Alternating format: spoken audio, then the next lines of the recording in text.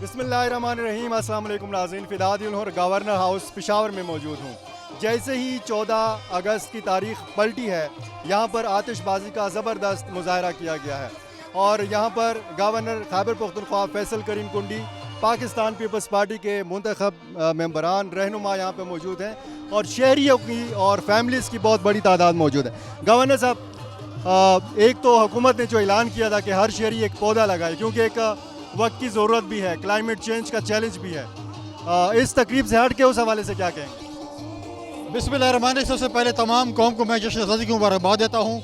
आज आप देखें गवर्नर हाउस को हमने आवाम के लिए खोल दिया है। आज यहाँ पर मौसीकी का प्रोग्राम, कल्चरल म्यूज़िक था और साथ साथ हमने आतिशबाजी का प्रोग्राम किया। उससे पहले हमने एक 4x4 जीप की जो है वो मार्च किया और कल हमारे पास जो है वो अरशद अदीब साहब भी आ रहे हैं। कल 12 बजे वो इवेंट यहाँ पर होगा और जहाँ तक पौधों का है, हमने एक मुहिम शुरू कर दी है। तमाम यूनिवर्सिटीज़ को भी कहा है कि हर बच्चे को एक पौधा लगाना चाहिए और इंशाल्लाह ताला इस पूरे महीने में हम हर जगह पर इंशाल्लाह पौधे लगवाएंगे, ग्रीन पाकिस्तान बनाएंगे। एक तरफ सुनामी वाला पाकिस्तान था जो दरख्त काट रहे हैं, एक तरफ हम ग्रीन पाकिस्तान बनाएंगे इंशाल्लाह दरख्त लगाने वाले।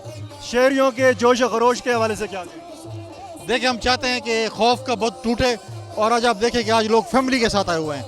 हम एक सॉफ्ट इमेज देना चाहते हैं, हम खौफ का बूथ तोड़ना चाहते हैं और असल खैबर पख्तूनख्वा जो है ये दिखाना चाहते हैं। इसके लिए आप और हम मिल कर इंशाल्लाह काम करेंगे। बहुत शुक्रिया जी।